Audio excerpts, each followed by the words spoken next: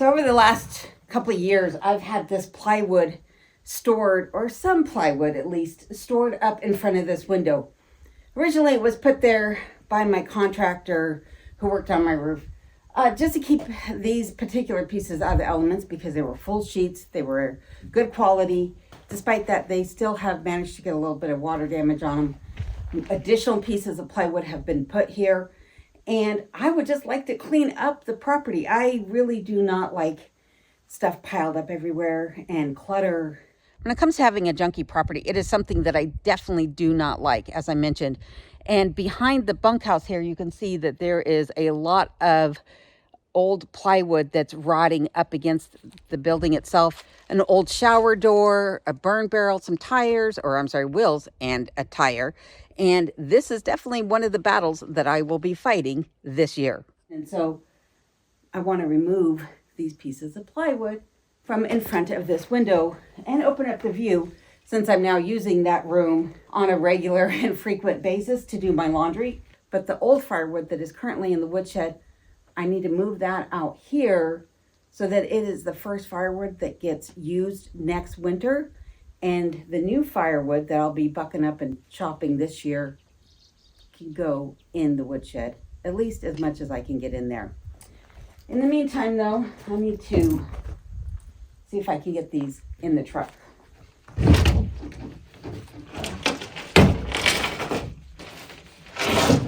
There we go. Maybe. Aha.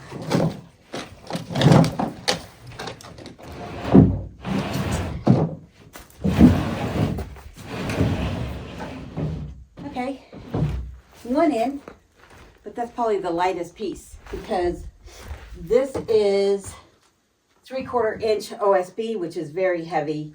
That stands for oriented strand board. It's basically big fibrous pieces of wood that have been all glued together.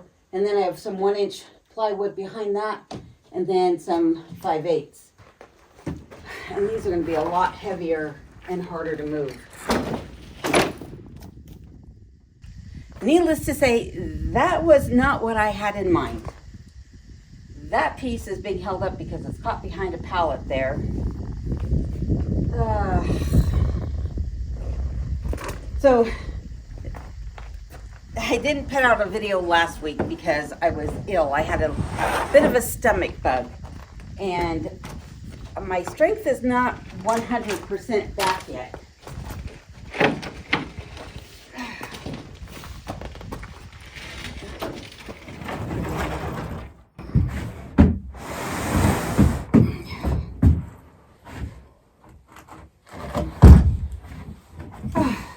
Well, that worked.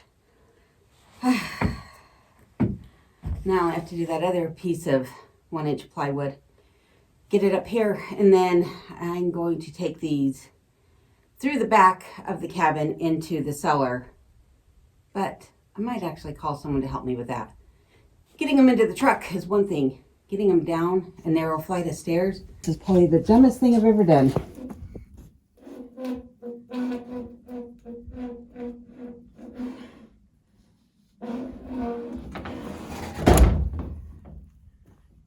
I know I'm in a shadow, you can barely see me because I'm probably silhouetted, but getting these pieces of plywood down here is not going to be as easy as I thought.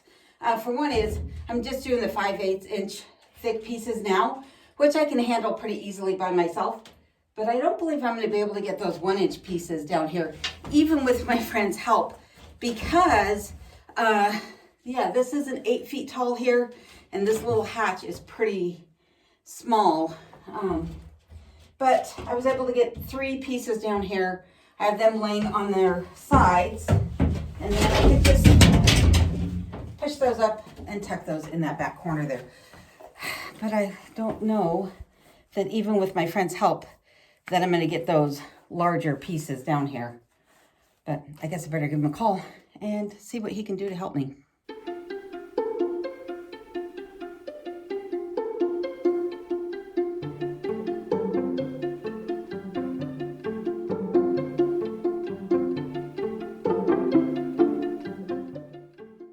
speaking of things that need to be cleaned up, this pile right here is one of them. You might recall that about a month ago, I had a friend of mine come out and stay with me, and he helped me keep an eye on this as we set it ablaze. We took turns watching it overnight and throughout the day to make sure that the flames didn't get out of control and catch these woods on fire. At that point, there was still a lot of snow and ice on the ground, and in fact, this pile was frozen at the time that we set it ablaze. And because of that, it had managed to die out. That was until this week, when the winds kicked up for a period of about 3 to 4 days, ranging upwards of about 35 miles an hour. And that stoked that fire back up.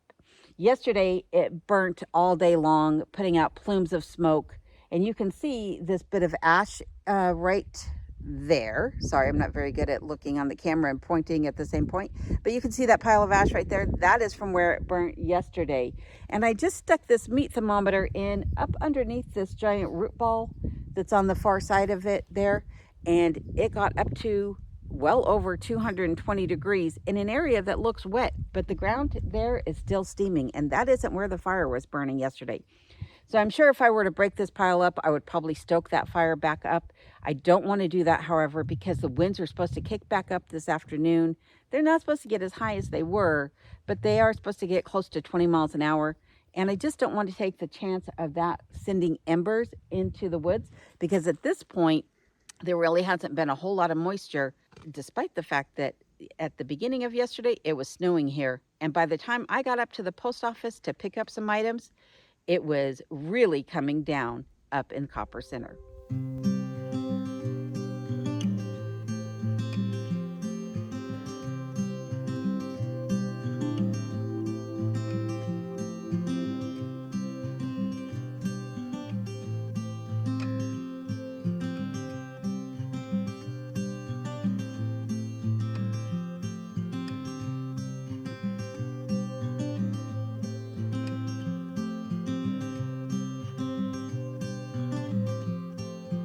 This never-ending project list, things that I would like to get done around the property.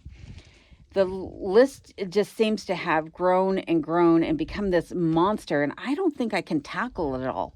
But my friend, when he was here, he and I got to talking about some of the things that I want to get done around here, and he agreed that there's probably no way I'll get to all of it, but he's also agreed to come out and help me with some of these things. So he's a former coworker of mine from Colorado, and about a year or so ago, he started working on the North Slope up in Barrow.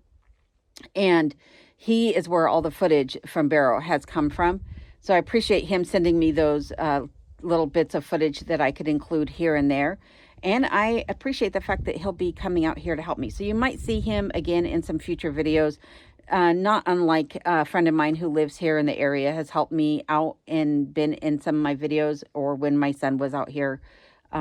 So yeah, every now and then you just got to accept some help. And this is why you might see somebody in my videos in the future.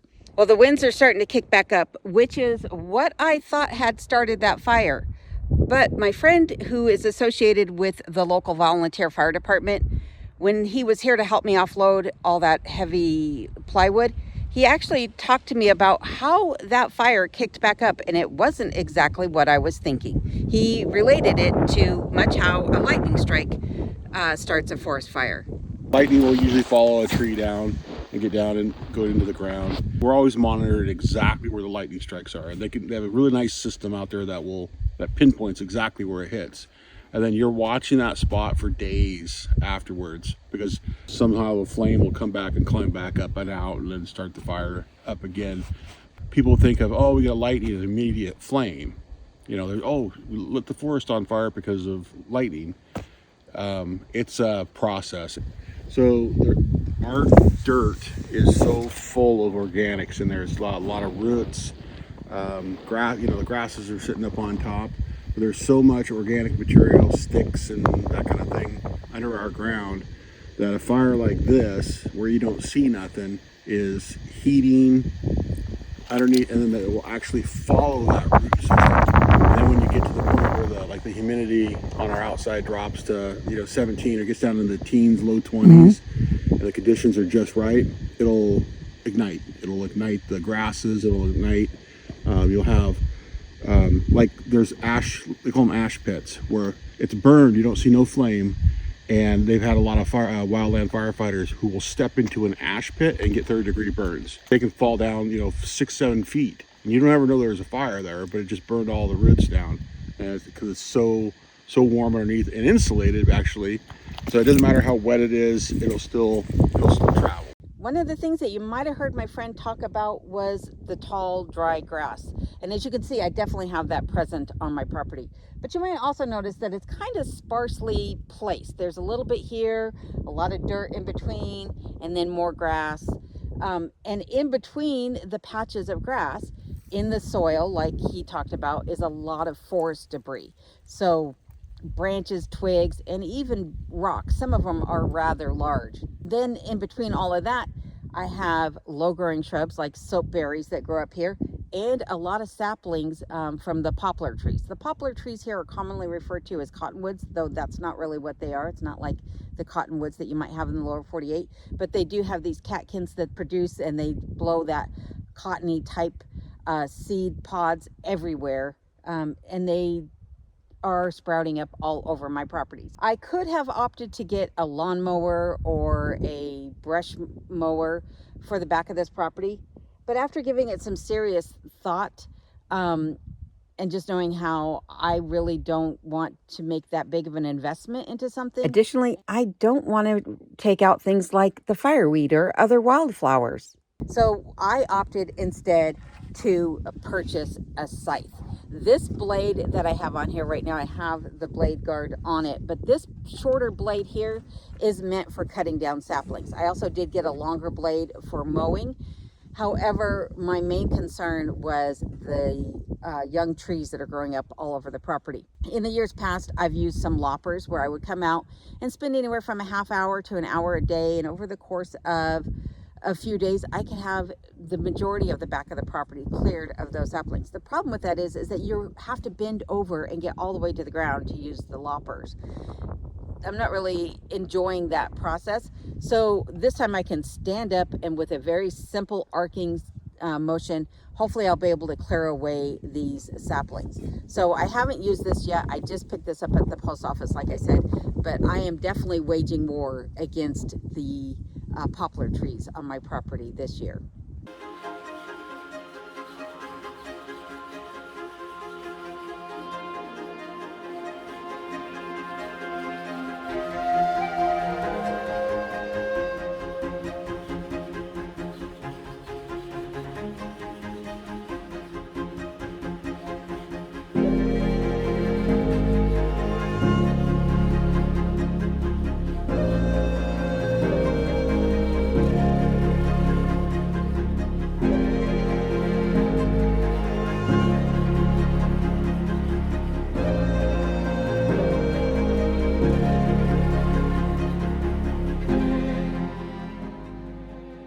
The other thing I picked up at the post office was this unit here, which is a mosquito magnet.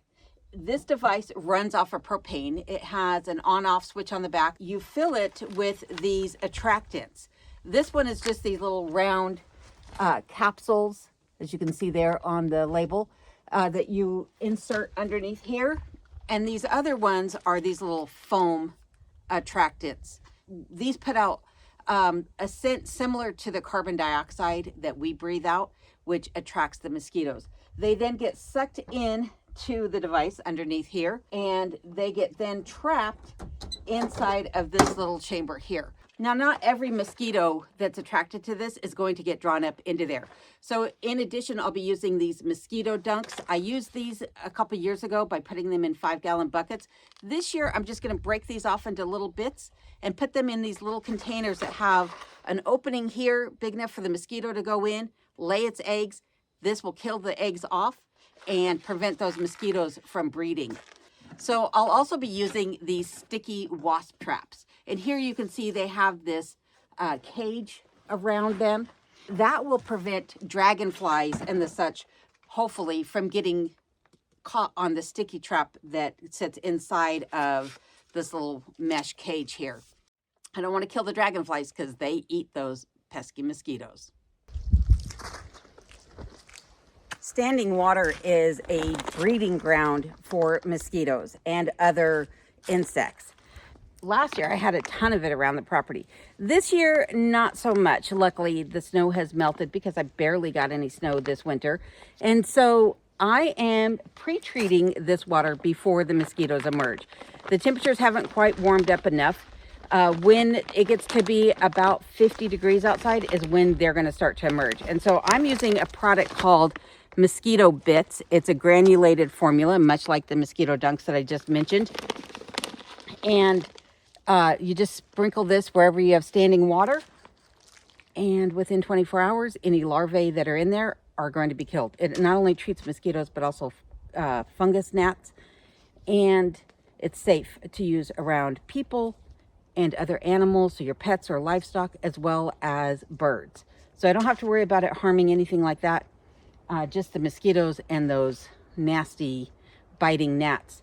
So I'm going to treat the rest of the little standing bits of water that I have on the property, and like I said, luckily this year, it's not very much. There are just some things I'm going to do to kill the mosquitoes, because last year, what I wound up doing to kill most of the mosquitoes was actually using one of these mosquito or fly swatters, electronic fly swatters. I would sit around the garden or around the campfire and just swat these off of me or away from me and kenai. You know, I have the facial netting and stuff like that that I can wear. I've put some of those on kenai before, but you can't really take a drink while you have that on. You have to lift it off to do anything. And so this works out really well. But like I said, eliminating them in the first place is my goal this year, because they are the worst part about living in Alaska. Actually, they're the only bad part about living in Alaska, if you ask me. Alaska's fabulous. So, all right, I have other things to show you, and let's go back up front and I'll show you what else I got. Knowing that I won't be able to kill off every single mosquito means that I also need to find ways of repelling those that remain. And to keep them off my skin, I use this Cutter Lemon Eucalyptus spray. If I was someplace that was more marshy or towards the swamp type area, I might use the DEET sprays, but this does a fantastic job. I prefer this over anything else. And then around the property, I wind up using something like this. This is a thermocell device, and it just has these little foam pads that have a repellent in them. You put this inside of here, and then in the bottom of it, it has these little butane cartridges, and you screw it into the bottom of this, turn it on. Right here, it's got this little thing that you can turn it on. It ignites on the inside, heats up that foam pad, and then that puts out a scent that repels the mosquitoes, and that works out pretty good, actually. The other thing, I've used the little clip-on devices that you can put on your belt or your lawn chair. Those also work. And then the other thing that I find works really effectively, and you'll see these used a lot here in Alaska, are these coils. This one is a 10-pack, and there's 2 coils interwoven in between each other inside of each one of the packs in here. And then I just put it in a little container like this. This has perforations in the lid. And then on the inside of here is a little tray with these raised teeth on it. I don't know if you can see that very well. And then it's got a little riser stand. Let's see, can you see that? Little riser stand. So you just put the riser stand in there. You put your little tray in with the teeth up. And then you take your coil and you light it. And then once it's lit, you don't want it burning, but it'll start to put off a smoke. You just set that on top of the raised tray in there, so it's sitting right on those teeth. You put your lid on it. That keeps the wind from extinguishing it. Then the smoke comes out of the top there. I don't know if you can see that or not, but there you go. The smoke comes out the top, and then that smoke will drive away the mosquitoes. And then these can hang around your home or your property. It's not really advisable to use these indoors, though I know a lot of people do.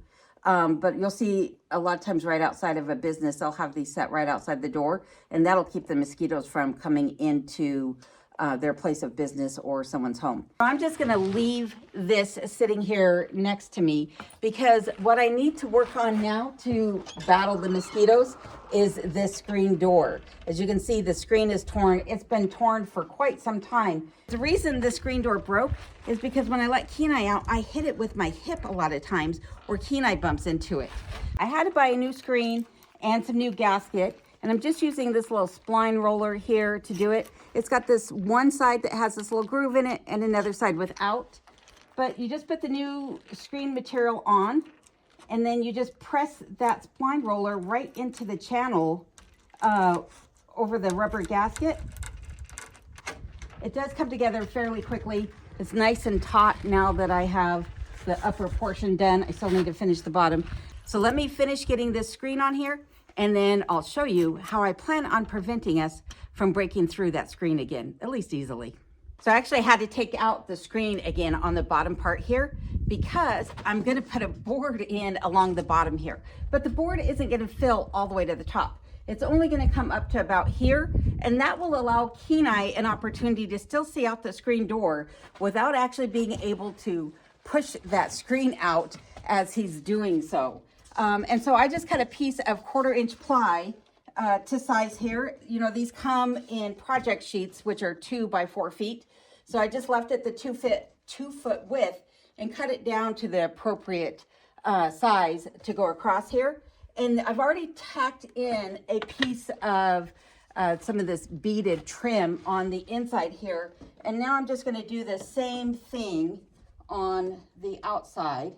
And I cut these just a hair longer than needed to be, just to make sure that it would sit in there tight. The one thing I had to do when I was cutting these was to remember that normally when you cut picture frame molding, you're cutting to the inside dimensions of what it is, because whatever you're framing typically sits inside of a channel in your trim work. Well, for this, I needed it to go to the exact outside because it's sitting inside of another frame. So that was the one caveat to doing this. But I'm just using my pin nailer here, and I'm just gonna come down every few inches and tack this into place. And I've cut these out of 45, so it's gonna sit in here, you know, nice, like a true picture frame would. And hopefully, this is going to work.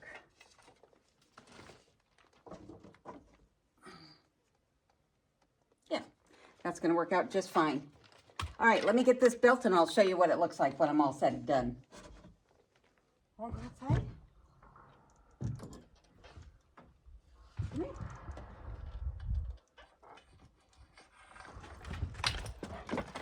Well, the screen door is all fixed, and as you can see, now I can hit it all I want with my hip, and I'm not going to push that screen out. And that is, again, thanks to the board that I put in here. So let me pull the camera down from the tripod, and I'll get you a close-up of that so you can see that. But I'm going to do it quickly and let Kenai do what he has to do, because while I was working on that, there just happened to be a bear come through the yard.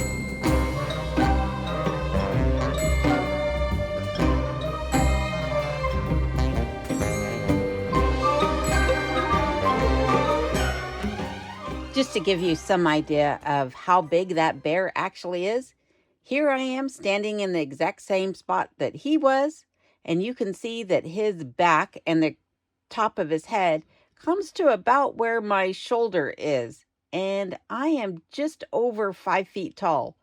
So let's guesstimate that he's about 3.5 to 4 feet tall at the shoulder. And he's only a juvenile, which means he's going to get a lot bigger than he is now. I'm just glad he moved along.